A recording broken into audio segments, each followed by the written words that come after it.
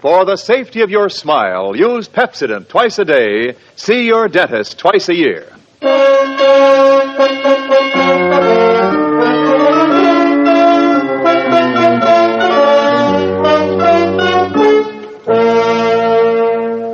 Lever Brothers Company presents the Pepsodent program, The Adventures of Philip Marlowe, starring Van Heflin.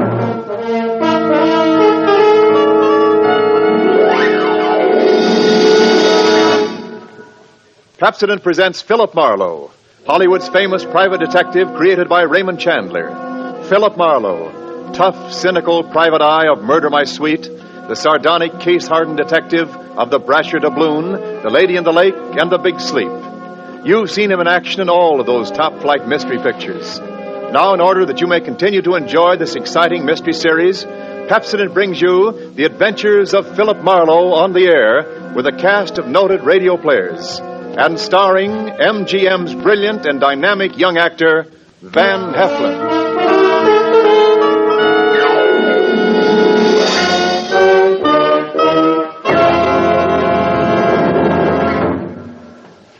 Now, families all over America have named their favorite toothpaste. New Pepsodent with Irium. New fresh-tasting Pepsodent with the new cool, minty flavor. It's the 3-to-1 favorite over all other toothpastes. It's true. With families all over America, new Pepsodent is the favorite 3-to-1. Families from coast to coast recently compared new Pepsodent with other toothpastes at home. They preferred new Pepsodent by an overwhelming average of 3-to-1 over all other brands they tried. These families, 3-to-1, said new Pepsodent tastes better, makes breath cleaner, makes teeth brighter. Yes, families 3-to-1 say new Pepsodent tastes better, makes breath cleaner, makes teeth brighter. Get new Pepsodent toothpaste for your family right away.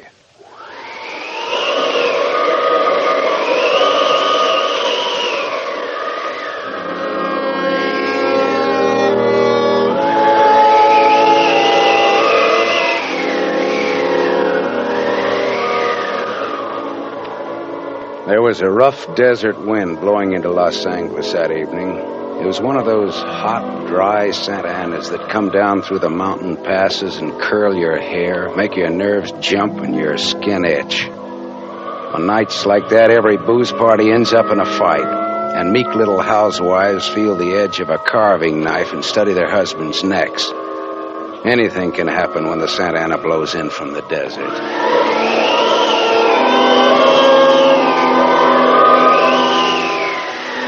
I closed up my office early. I got tired of reading Philip Marlowe, private investigator, backwards on the ground glass of my office door. So I opened the door and closed it from the outside and locked it and went out to get a beer before I went up to my apartment.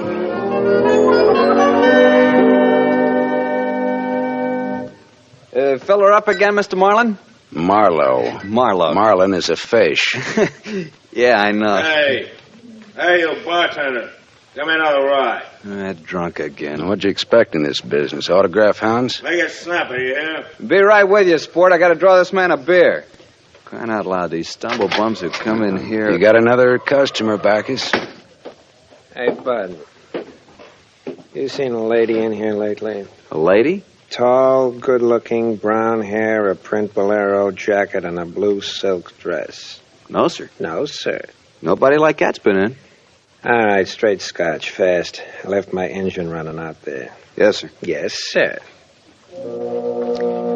This slick-looking, sarcastic guy stepped up to the bar and drank his scotch whole. And he stopped. The drunk was grinning at him. And then, without changing his grin, the drunk swept a gun from somewhere so fast it was just a blur coming out. Made a couple of hard snaps, and a little smoke curled. Very little. All right, you other guys. Don't move. So long, Waldo. All right, don't move, you two. Oh, Waldo. But I made his nose bleed. So long, boys. Drink up. All right, get on that phone, kid. I'll get his license number. Holy smoke. Holy smoke.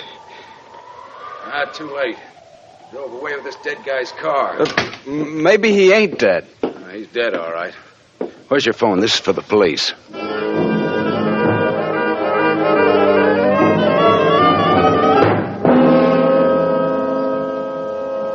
The prowl car boys were there in about 5 minutes. Waldo was out of business, all right, and nothing in his pockets told who he was, but he had about $700 on him.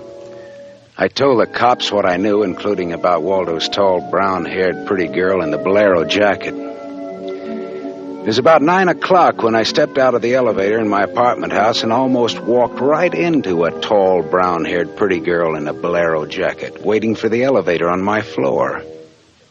Oh, excuse me. Just a minute, lady. I said excuse me. I'm in a hurry. Now, if you'll be good enough to step out... Look, you better not go outside in those clothes. Just what do you mean by telling me what... This isn't a make. You're in trouble. Trouble? Yeah, the cops are looking for you in those clothes. But I haven't done anything that... I'm in room 41 across the hall now. I never collected an etching in my life. All right, I'll go with you. I'll go. I got to my room and rustled up some scotch and soda and brought the girl her glass. She had a small automatic in her hand. It jumped up at me, and her eyes were full of panic. I put down both glasses on the table slowly so that I wouldn't be misunderstood. Look, sister, maybe this wind has got you crazy, too. Don't move. Be careful, don't move. A man just got shot in a bar down the street. Before he got it, he'd been asking about a tall, pretty girl with a bolero jacket, like yours. What did he look like, this man? Tall, 5'11", slim, dark brown eyes with a lot of glitter, dark suit, white handkerchief in the breast pocket. And he must have seen you earlier tonight to know how you were dressed. Am I getting anywhere? He used to be my chauffeur. You had an appointment with him, didn't you? Why? Listen, he asked for you, didn't he? Yes, I had an appointment with him. He'd stolen something from me when he left 3 days ago. I was going to buy it back from him. Why didn't you tell the police? I couldn't tell them. It was valuable, wasn't it? Valuable enough for Waldo to steal? $15,000. Oh, it's peanuts. But it wasn't the value. It meant something to me. The man I love gave it to me, and now he's dead. He was a flyer shot down over Germany. I'll go back and tell my husband that. He probably hired you. He did? Well, how much is he paying me? And where is this husband of yours? He's at a meeting. This late at night? He's a very important man. He's a hydroelectric engineer. I'll have you know that my husband is one of the... Skip it. I'll take him out to lunch sometime and have him tell me himself. And about Waldo, whatever he had on you is dead stock now, like Waldo himself. You mean he's dead? Waldo is dead? Yes, sister, he's dead. Dead. Lady, he is dead. Oh. Now scream and I'll give you 2 black eyes. I'm not going to scream. Who would that be?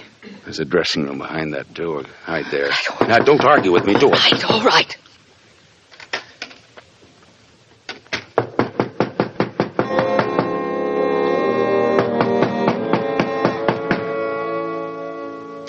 Then I went to the door, making a loud, yawning sound. The backs of my hands were wet. I opened the door. Without a gun, that was a mistake. I certainly knew the gun I was looking into, a .22 target automatic that had already killed 1 man that night.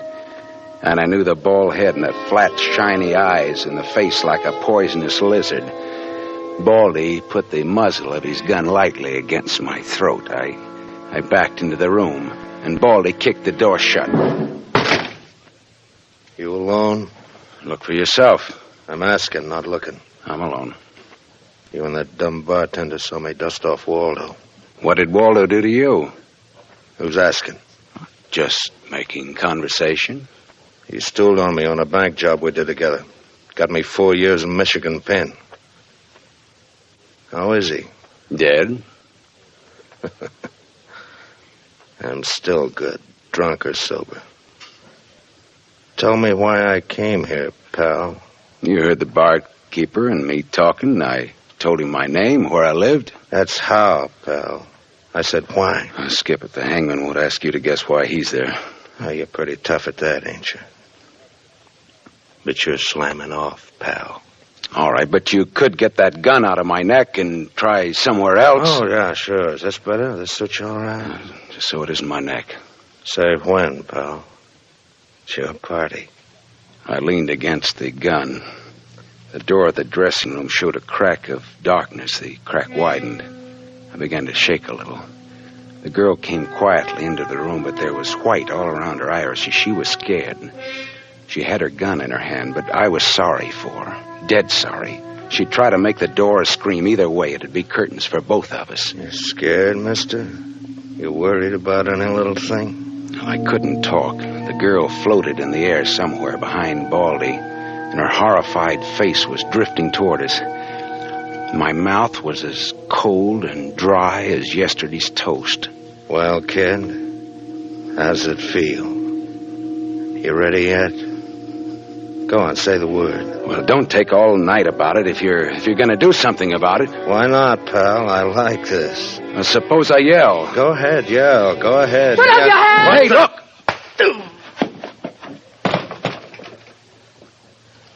Oh, Thanks, sister. Thanks. That buys me. Everything I have is yours now and forever. is he dead? You flatter me no end, lady. I only punched him. All right, now get out of here while I call the cops down on this killer. Yes. Good night. Good Hey, night. wait. Leave that bolero jacket here. It marks you for the cops. Oh, yes. Here. Okay. See you again? Why? Oh, I don't know. No, I guess not. After all, who am I to be the rival of a dead flyer? I'll see that the police get Jesse James here. Good night, lady.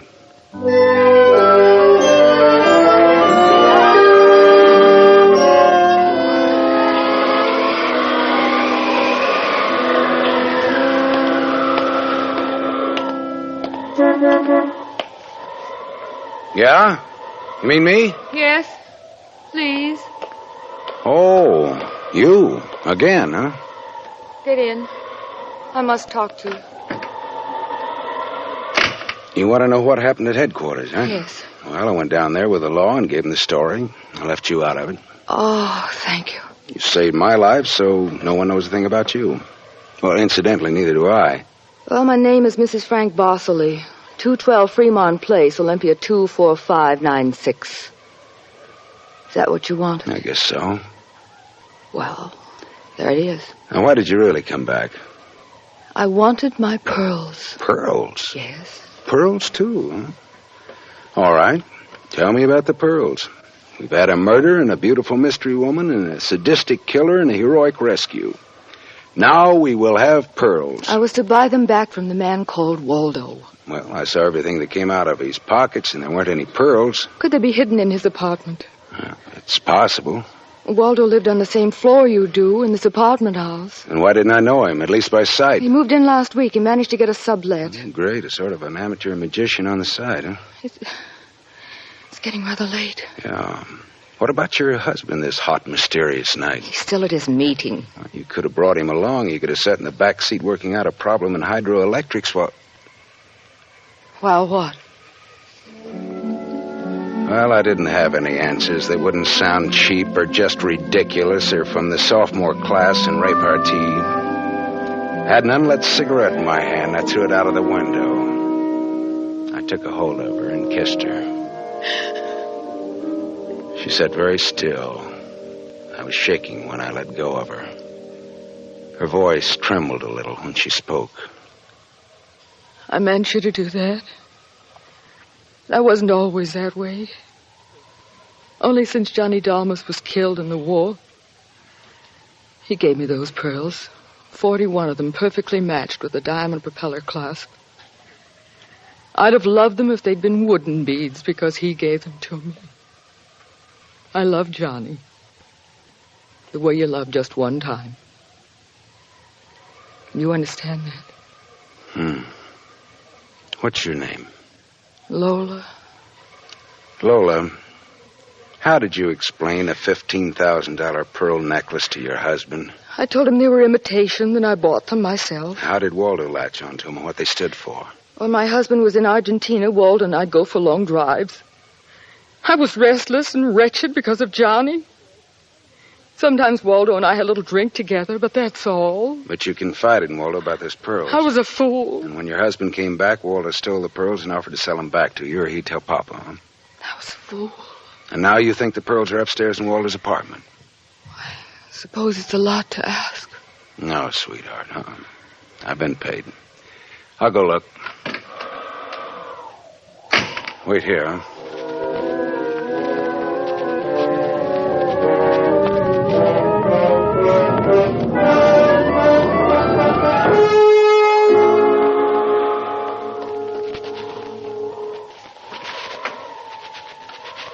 Was the gun long, Lola? No. Well? No. No pearls? No pearls. Oh. There was a man in Waldo's room. A man? Who? You know a man named Leon Balsanos? Not by name. I don't know. Mexican, South American, about 45, small, iron gray hair, very neat, fawn-colored suit, wine-colored tie. No, I don't think I know such a man. Is he the one in Waldo's room? Yeah. What does he have to say? Very little. In fact, nothing. He's dead.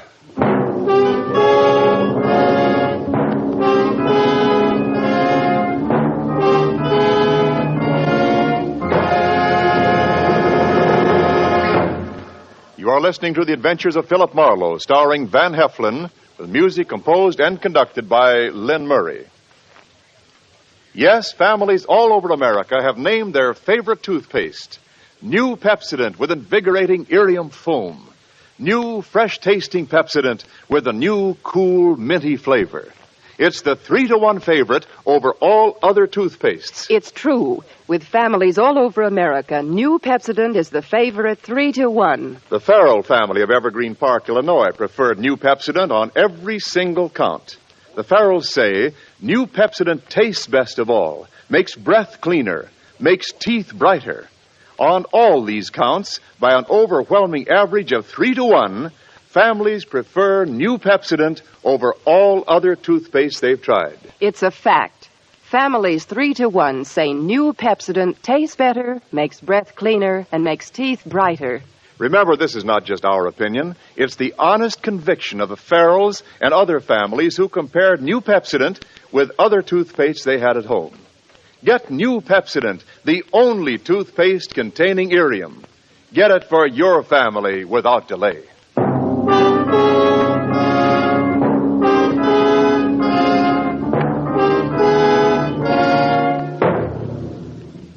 We continue with The Adventures of Philip Marlowe, created by Raymond Chandler and starring Van Heflin, who appears by arrangement with Metro-Goldwyn-Mayer, producers of the Technicolor musical Fiesta, starring Esther Williams.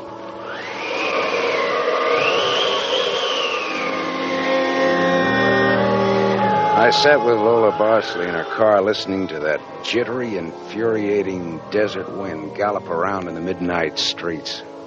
I just told her about the Latin-looking man I'd found in Waldo's room in a very dead condition. I held her hands until they stopped trembling. Then I gave her the few remaining details. He had a gun in a shoulder holster, but someone had strangled him before he could use it. Someone? Waldo? Maybe. You see that convertible coupe 2 cars ahead of us? It's been there for hours. It was there before I parked here to wait for you. Leon, the man in Waldo's room, came in that car, but according to the key containers he carried, that isn't his car. Whose car is it? Does it matter? Well, it belongs to a lady according to the tag on the keys. A lady? Well, anyway, a woman, if you're going to split hairs. Eugenie Kolchenko. In West Los Angeles? Never heard of her. Uh-huh. All right, well, you go home now, huh? What are you going to do? Drive that flossy convertible around, wave at my friends, impress people. You run along now. Me, I've got another date.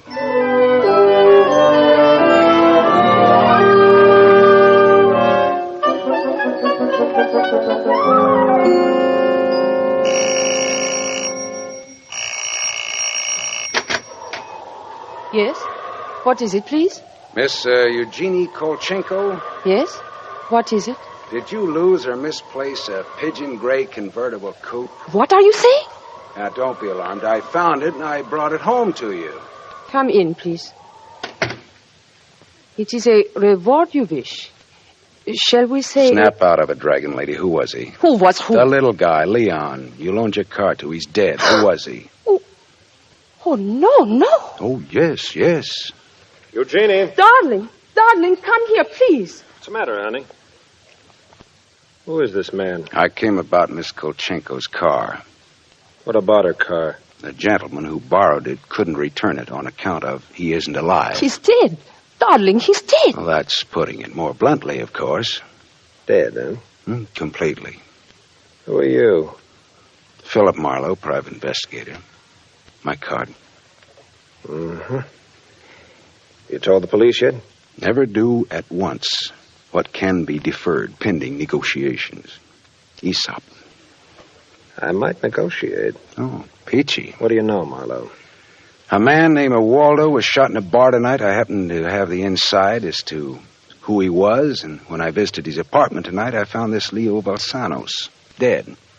He wouldn't have had $500 in 20s on him, would he? No, but this Waldo had over $700 on him when he was killed at that cocktail bar, mostly in 20s.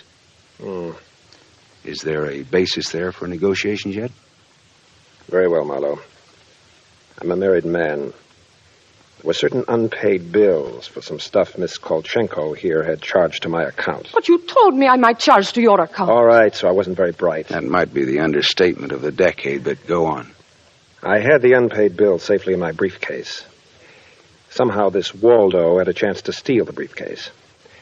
I hired Leon and gave him $500 to buy back those bills from Waldo. Instead, Waldo took Leon's dough and was forced to kill Leon in the process. And then he went out to keep another date and accidentally walked into an old pal hostile enough to blow him down. And someone still has those bills. And I'm in for a divorce suit. The man who shot Waldo got away in Waldo's car with your briefcase in it. Yeah, that could be. The cops caught him. Oh. And the police have the briefcase. Maybe. But the police are interested in solving crime, not in tossing mud for the benefit of sensation eaters. Look, I've got a friend or two at headquarters. Let me see what I can do. It's worth $500 to me. Well, then that's what it'll cost you. Well, good luck. And, thank you, Mr. Marlowe. Philip Marlowe, remember? My name is Frank Barcelay. Barcelay. Oh. What does that mean? The big hydroelectric engineer? Yeah. How did you know? My voices tell me. Who? Darling, this man is manifestly insane. It's the heat, Miss Kolchenko. It's the Santa Ana. It's the desert wind. May I use your telephone?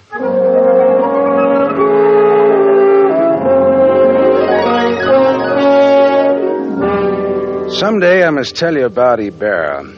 Salt of the earth Ibarra, detective lieutenant over at Central Homicide. I phoned Ibarra from Miss Kolchenko's house and told him where he could find a well-dressed cadaver named Leon and furnished a few small details. I gave Ibarra time to check my tip, and then I went down to see the good lieutenant and told him why I'd been up in Waldo's room, only to find Leon instead of a certain lady's string of pearls. Pearls, eh? Well, I thought Waldo might have them up there. Whose pearls were they? A lady's. Go on. Or they might have been in Waldo's car that Waldo's killer drove away in. Yeah. Oh, what, yeah? They might have. Also a batch of unpaid bills charged to the account of a certain Frank Barcelay? Yeah. Uh-huh. Well, now, the police aren't interested in domestic scandal. They want to prevent or to solve crime, right? So? So I've got $500 for the police fund if those pearls and those bills are returned to their rightful owners. Quit your kidding. No, it's a valuable necklace. Yeah? There's your necklace. That's it. 41 pearls, perfectly matched diamond propeller clasp. That's it. That's the one. Take it away, Marlowe. On the level? Just tell me straight what it's all about, all I ask. Sure. Well, this Waldo was blackmailing a wife with the pearls and her husband with the bills, a guy by the name of Barcelay. Well, Barcelay sent Leon to get the bills from Waldo. Instead, Waldo killed Leon, then stepped out and happened to get shot by that guy at the bar. Now, if Barcelay's name stays out of the paper, I get $500, and that goes to the police fund. We'll keep him out. Well, now, I'm not in this case for money. I just want to get back the bills and the pearls. As you say, Marlowe, the police aren't in business to sling mud. Well, you can deliver the pearls to the lady yourself if you like. No, She no, lives no, at... No, Marlowe. You better take them to her. You see, except for the diamond propeller clasp on them, they're phony. Phony, but... All but the clasp, Marlowe. All but the clasp.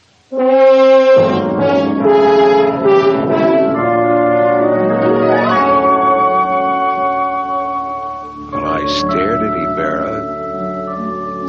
So the flyer, Johnny Dalmas, the great lover, had given Lola a string of fake pearls. Well, I didn't know how to tell her, but I called her up and told her to meet me at the Beachcombers at 2. I was going to slip her the bad news slowly. I'm glad you asked me to meet you here, Mr. Marlowe. See, I had to have someone to talk to. Go ahead. Go ahead, talk. I'm listening.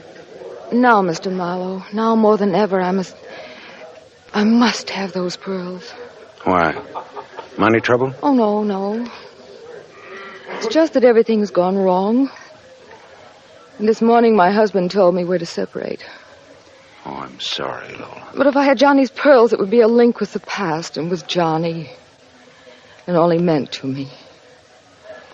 It's how a woman feels, Mr. Marlowe. I wouldn't blame you for not understanding. Maybe I do, though. So please, Mr. Marlowe, please, you'll try to find my pearls. Lola, look, even if it isn't all of them. Any part of them. Any single smallest one of them. It'll be Johnny's. Look, will you meet me here again around 4 o'clock? I'll be here. Okay, I'll see what I can do.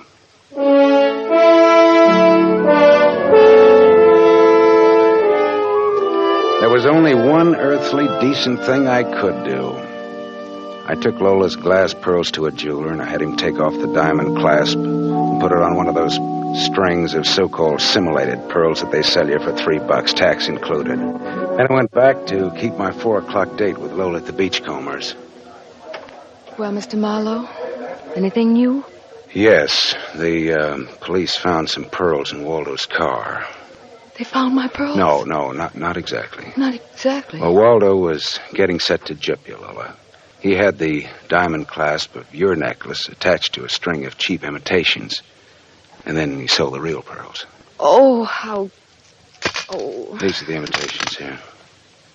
Yes. But it is my clasp. The clasp is real. Is that all right? Yes, it's the clasp that Johnny Dalmas gave me. Of course it's all right. Oh, that's swell. And thank you so much, Mr. Marlowe. Forget it. I won't. Not ever. Well, is this goodbye? Yeah, I think so. You'll never get over Johnny Dalmas, Lola. If anybody ever bothers you again, though, well, let me know. Name's Philip Marlowe.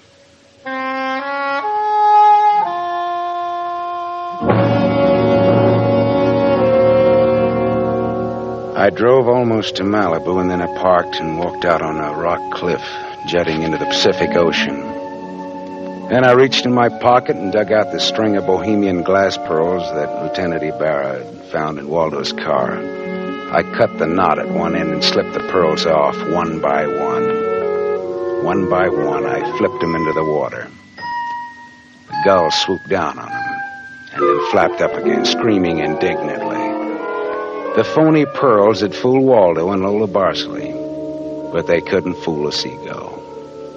I said to myself, to the memory of Johnny Dalmas, just another four-flusher. I listened a while to the wheeling seagulls. All at once I realized that the wind had died. The Santa Ana had blown itself out. The red wind was done. It was over.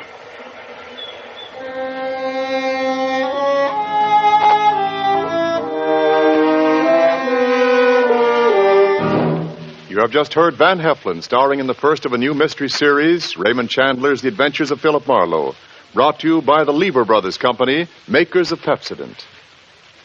Have you tasted the new Pepsodent toothpaste? Its lingering, minty flavor is so fresh and inviting, families prefer it by an overwhelming average of 3-to-1 over all other toothpastes in a recent nationwide test. They said new Pepsodent tastes better, makes breath cleaner, and makes teeth brighter. Remember, new Pepsodent gives you more invigorating irium foam. It sweeps dulling film away. No wonder it's the 3-to-1 favorite with families all over America. Get new Pepsodent with irium for your family right away. Tonight's story on the adventure of Philip Marlowe was based on Red Wind, written by Raymond Chandler, creator of Philip Marlowe, the screen's most famous private detective. It was adapted for radio by Milton Geiger. Heard with Van Heflin was Lorene Tuttle as Lola Barceley. And this is Wendell Niles inviting you to listen again next week at this same time to another exciting story on the adventures of Philip Marlowe, starring Van Heflin with a distinguished cast. This is NBC, the National Broadcasting Company.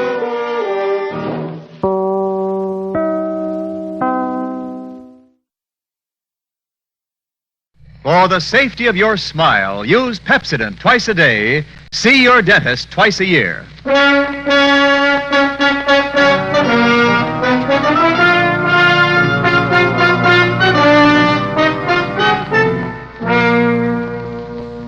Lever Brothers Company presents the Pepsodent program, The Adventures of Philip Marlowe, starring Van Heflin.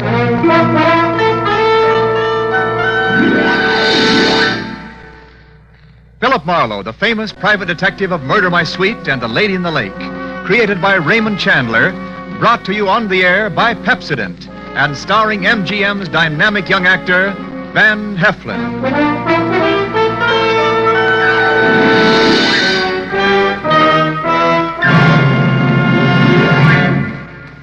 Now, families all over America have named their favorite toothpaste. New Pepsodent with irium. New, fresh-tasting Pepsodent with a new, cool, minty flavor. It's preferred 3-to-1 over any other toothpaste. It's true. With families all over America, new Pepsodent is a favorite 3-to-1. Families from coast to coast recently compared new Pepsodent with the toothpaste they were using at home.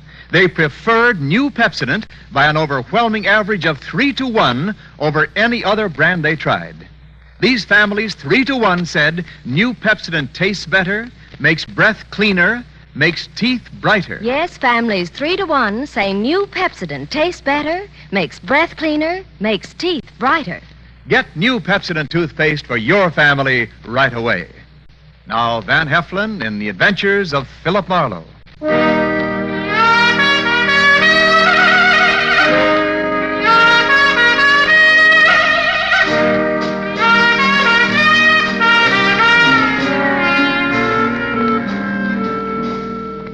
Hollywood after midnight is like any other city after midnight. Night moves in and the city becomes hushed and stealthy. The nightclubs close up one by one, but now and then the police whistle and the prowl car sirens serenade the sleeper. If you've got any cop in you at all, you get on edge and you have to get dressed and go out and walk it off to relax. Well, I was relaxing past the Swank Carlton Hotel on the Sunset Strip about 1 a.m. when all of a sudden, recess was over. Hey, Marlowe. Hmm? That you, Marlowe? It was George Millar, the quiet-spoken night clerk of the Carlton, hailing me from the doorway, probably to Mucha Melacrino. No, I was wrong. Hey, look, Marlowe. You're very busy right now? Why, Millar? If I may be as cagey as all that. We've got some trouble on the 8th floor. Where's Curly, your fearless house dick? Tonight he has to have a hangover. What's the beef on floor 8? King Leopardi. Do you know him? King Leopardi? Oh, that's the sweetest trumpet this side of Gabriel. Is he tenting here tonight? He's in the corridor on the 8th floor, dressed in yellow pajamas and his trumpet. There's a girl with him, and they put him on a jam session. Well, suppose the king rejects my diplomatic notes. Well, get rough, but only if you have to. Okay, thanks. But a guy with such an ear for music ought to listen to reason. All right, I'll be down 5 minutes more.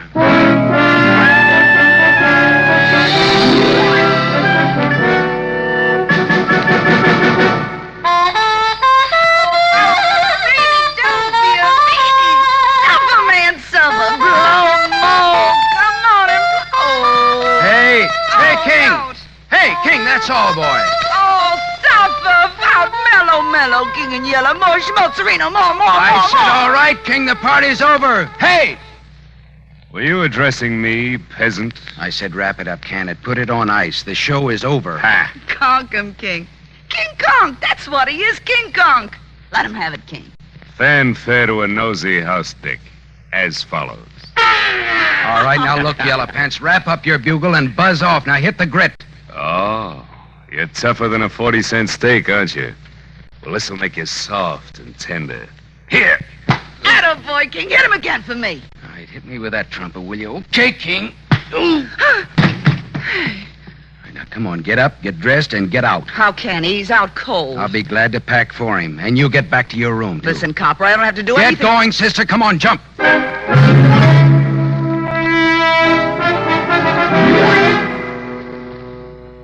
The door to room 815 was ajar. I went in and began tossing a lot of that yellow silk that the king liked so well into his suitcases. Something at the small desk stopped me. Tucked under the corner of the desk blotter was a note. It was assembled from words and letters cut out of newspapers and pasted on a telegraph blank.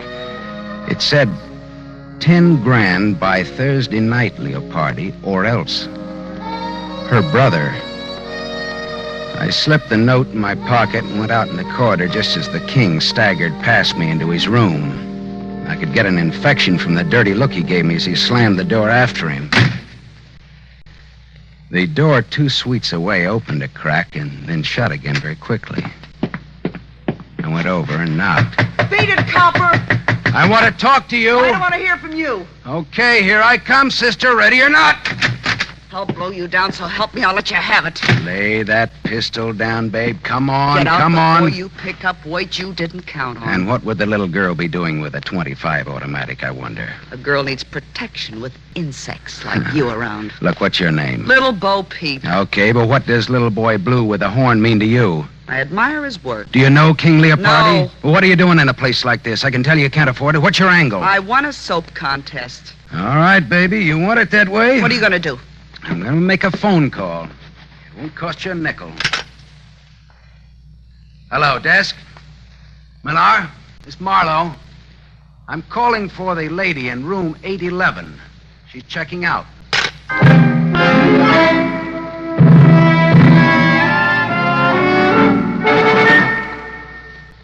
I had a little trouble up there, Millar. Your 2 noisy guests will be checking out any minute. Okay? Oh, well, I hate for things to happen on my shift. Well, the king bopped me with his bugle, and the girl had a gun.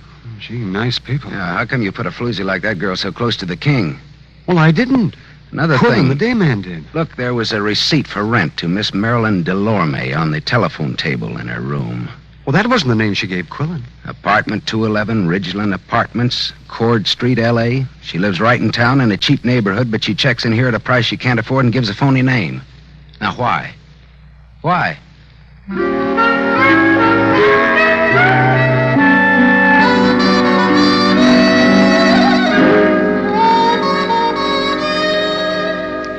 Cord Street, where Marilyn Delorme lived, was Old Town. Arty Town, Crook Town. It was afternoon when I got off the cogwheel car that climbs the steep hill to where the Ridgeland Apartments sat on the top of Bunker Hill. I went up dim, dusty stairs to apartment 211, and I tapped on the door. There was no answer, so I tried the door. It was unlocked. The room inside was dim with stagnant gloom. Marilyn Delorme was in. I didn't talk to her, though. I didn't think she'd want to make much conversation with those blue bruises about her throat, where she'd been strangled. I got out of there fast, wiping off doorknobs like Uriah Heep polishing apples for his boss.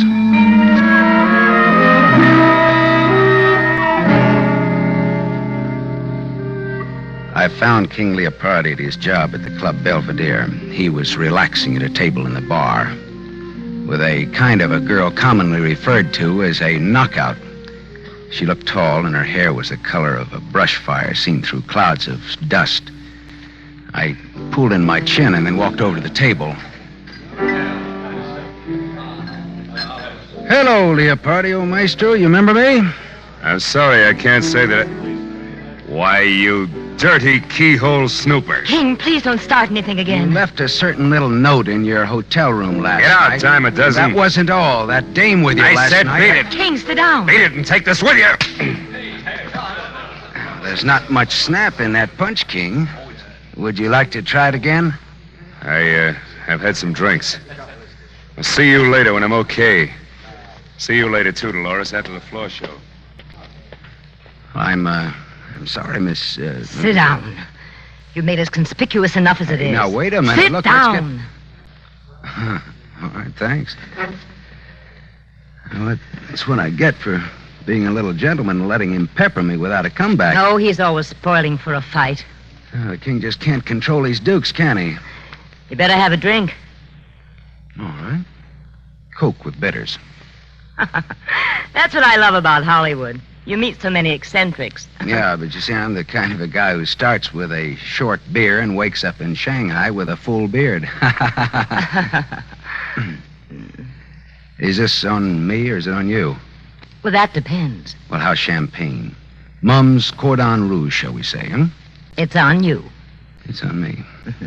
Coke with bitters. How did you get to know King Leopardi? Oh, I just happened to throw him out of his hotel last night. Oh, house detective, huh? No, filling in for a friend. Philip Marlowe, private investigator's the general tag. Oh. How did you happen to get to know the king? I once sang in his band, but not for long. Well, then, look, tell me, would it be hard for a woman to get to him? Only if he was surrounded by a wall of fire. If the woman had a gun? Why? Well, I found this threat note on his desk last night. It asked for $10,000 or else, and it's signed her brother. Well? Well? Yes. A woman with a gun could get to him, and everybody would give her a great big hand. Mm-hmm. Well, I'll skip that Coke and bitters and say good day and thank you, Christabel. The name is Dolores.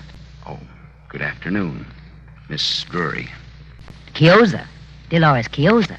Oh, Chiozza. Fare thee well, Miss Chiozza. Formal, aren't you? So long, Dolores. So long, Philip. If I hear of anything, I'll toss it your way.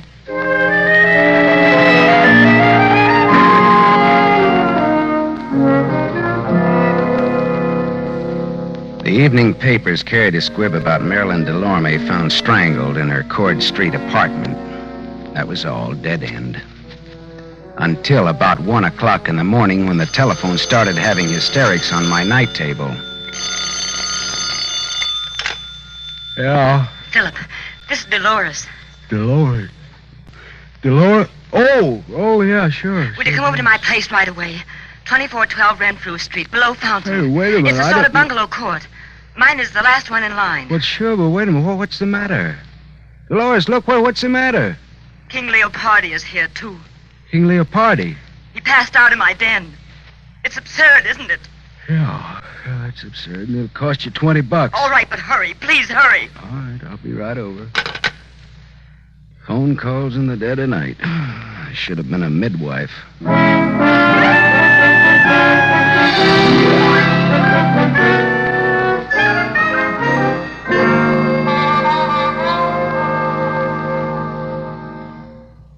Oh, come in, Philip.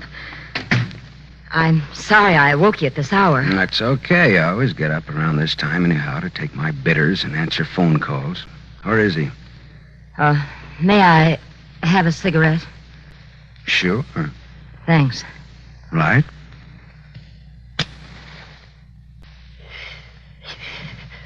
Where did you say he was now? In my den. Oh, Philip. Philip, he isn't drunk at all. Did you really think he was drunk? He's dead. What? The king is dead. Long live the... With my gun. Well, good for you. The lady wins the large Cupid doll. Hey, come on, let's go and look at him.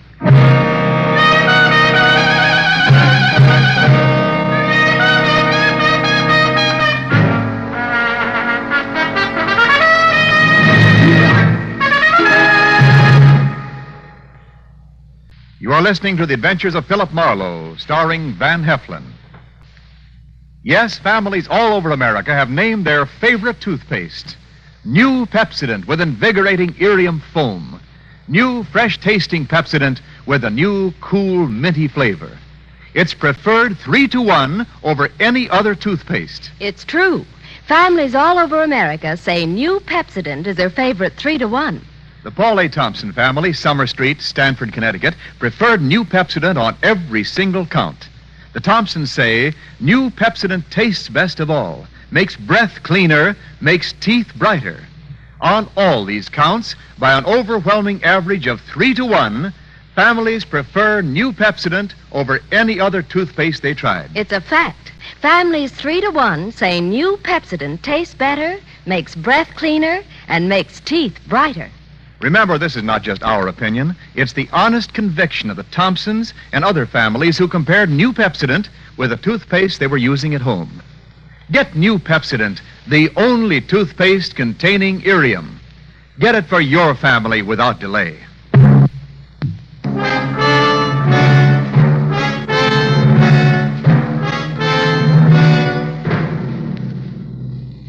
We continue with The Adventures of Philip Marlowe, starring Van Heflin, who appears by arrangement with Metro-Goldwyn-Mayer. Producers of The Hucksters, starring Clark Gable.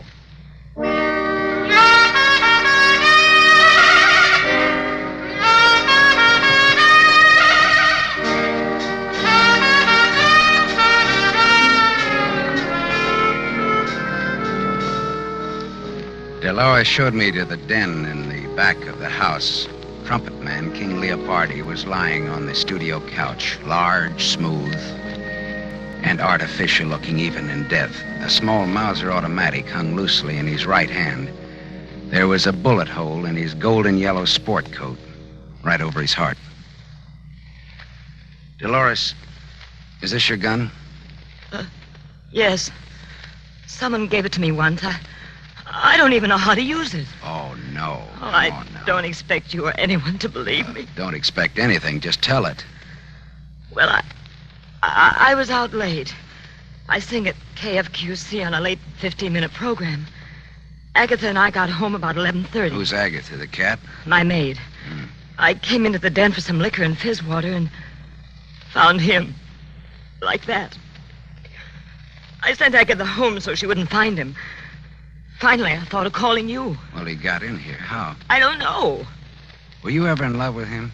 The king never loved anyone. I ask if you loved him. I hated everything about him. It's even better to tell the cops that is but copacetic. But I can't help it. It's the truth. Dolores, look. Go on out in the other room and buy yourself a drink. I want to be alone here with tall, dead, and handsome. Go on now, huh?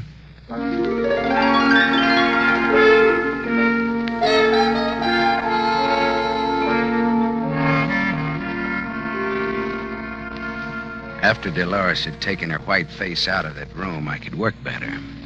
I went through the king's pocket and found his key ring. One key fit very nicely in the lock of the back door. I went to the living room where Dolores was huddled against the arm of the Davenport trying to become a part of the pattern. Dolores, how long has Agatha been with you? 2 years. Did you ever steal anything from you? Small things, that's all. Pair of nylons now and then. I didn't mind. Why? Well, she sold a key to somebody. A key to this apartment. Oh, what's the difference, Philip? We're wasting time. I'm done for as a nice person. They'll think it was a lover's quarrel and I shot him. Or that he shot himself over me. Well, you don't die from the latter, though. Your reputation does. And I care about what people think of me. Yeah. Well, that's what makes me for you again, lady. Thanks, Philip. Now, look, suppose you give me a description of Agatha and tell me where she lives. I want to talk to her. Tonight.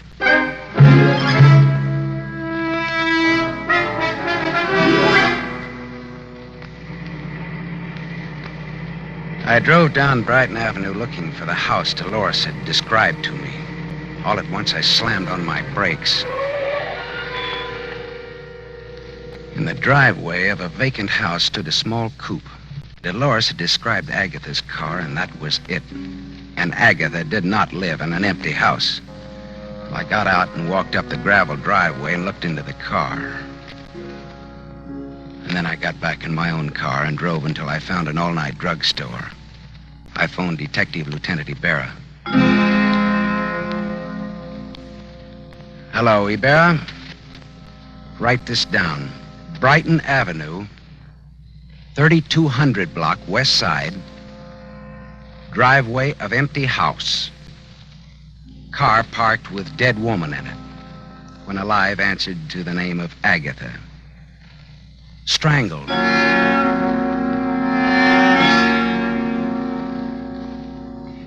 I went back to the Carlton Hotel where it all started the night before.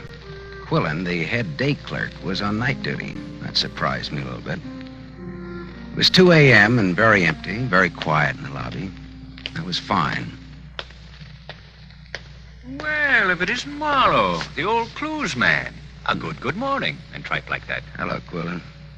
Look, how come you're on duty? Millar went on vacation this a.m. His brother has a cabin at Crestline on the Arrowhead Road. Oh, I didn't even know he had a brother. Now you know. Quillen, look, how come an old hotel man like you registers floozies like that Marilyn Delorme on the same floor with people like King Leopardi? What? You heard me, mine host. I didn't register the girl or Leopardi. Millar did. What? You heard me. Well, why was the room between their rooms empty last night in times like these? Millar had it marked on change. Plumbing out of whack or something. Why? Oh. Well, here's why. A lad with a passkey could have gone into that room and then unlocked the two connecting doors. And then you could have run a bus service between the girl's room and Leopardi's. What are you driving at? That girl in 811 had a gun and Leopardi had a threat letter last night. Now, here's what I want you to do. Call the hotel where Leopardi's staying now and ask if he's there. Why? Because. Good enough? Best reason in the world. Wife always uses it. Wait here.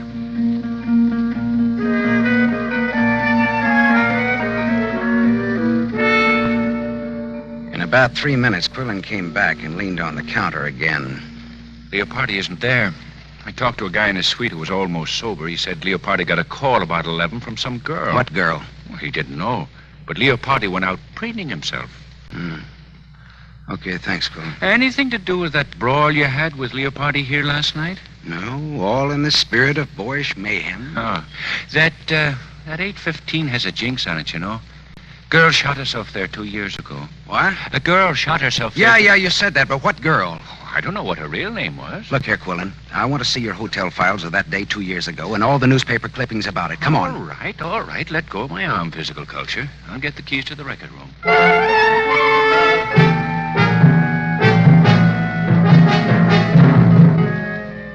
I read the hotel files of that day 2 years ago, and I read the newspaper clippings of that suicide in 815.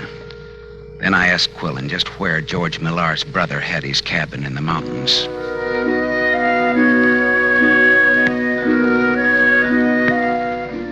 It was just getting light when I pulled up at the cabin, high against a growth of dagger pine and cedar. Smoke was curling from the chimney. Someone was awake. George Millar himself opened the door. Well, Marlowe! Well, gee, it's good to see you. How'd you ever find us up here? How about some bacon and eggs?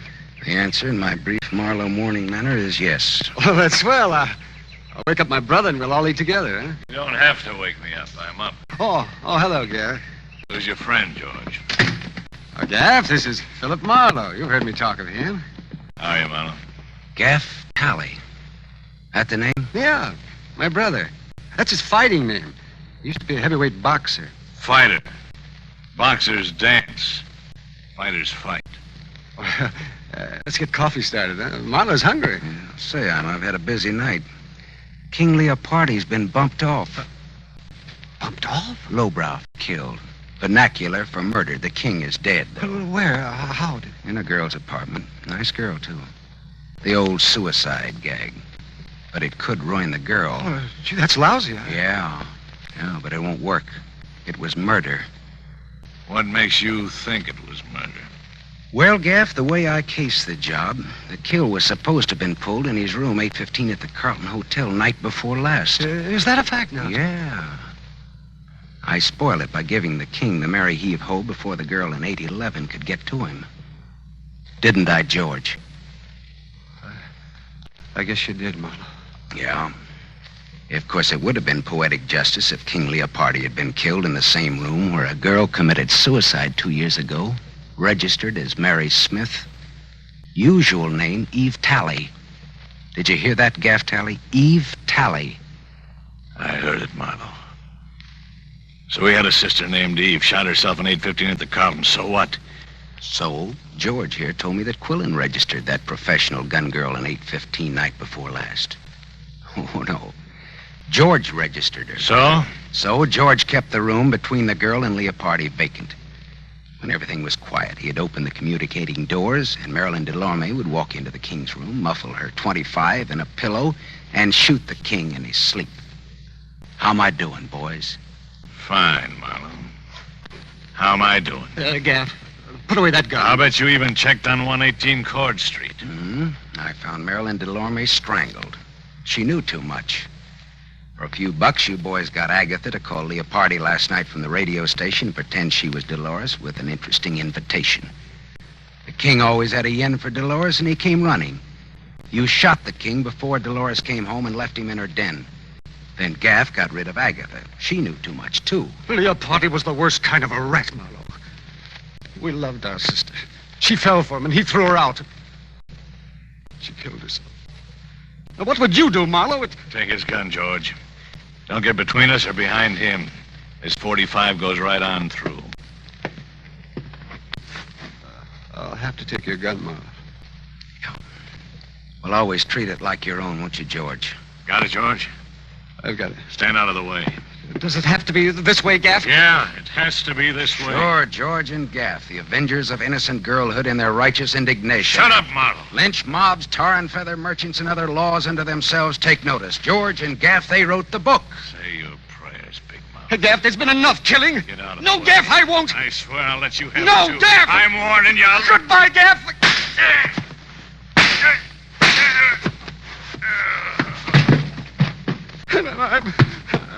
I'm sorry, Gaff.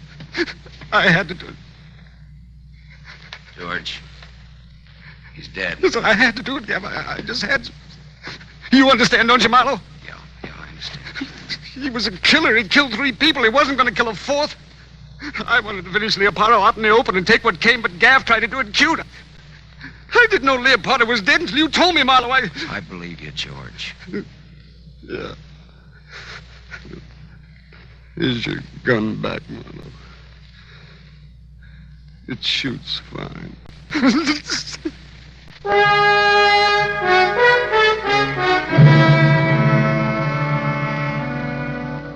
I put in a big pitch for George at headquarters. After all, he hadn't killed anybody except Gaff, and that was in self-defense and in defense of an unofficial copper named Marlowe. He won't get off scot-free, but he won't inhale cyanide either at the taxpayer's expense. After I talked to Ibarra at headquarters, I telephoned Dolores Quiosa. I didn't give her the sordid details, but just told her not to worry, that she was in the clear. Philip. Oh, thank you, Philip. I'm so relieved. I'm so grateful. I'm so thirsty. Well, come on over then. Hey, wait a minute. Now, is this fiesta on you or is it on me? Why? Well, I mean, do I drink Coke and bitters or Cordon Rouge? It's on me. All right, then champagne it is, baby. But look, let me bring the glasses, huh?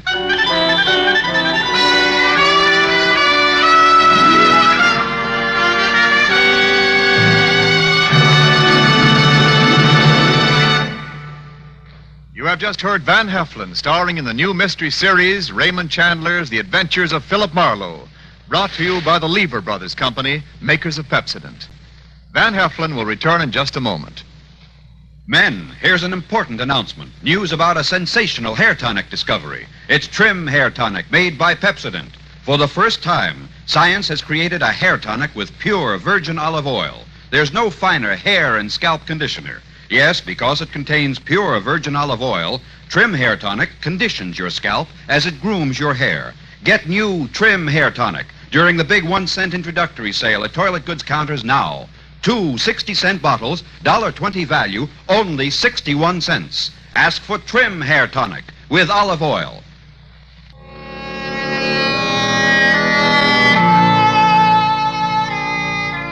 Now, concerning next week's show, here's our star, Van Heflin. Philip Marlowe crouched in the darkness of Beverly Glen and waited for those footsteps to come closer. And then all at once, the Sandman hit him without bothering to remove the sand from the sandbag. And when Marlowe woke up in the morning, his wallet and his gun were gone. And he was wanted for murder.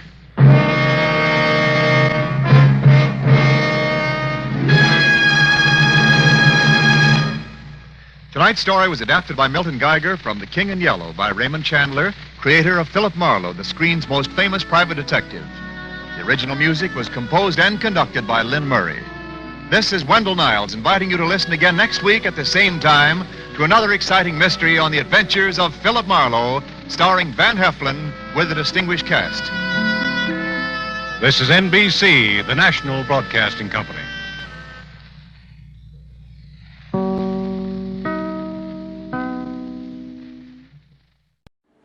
Would you like a shout out?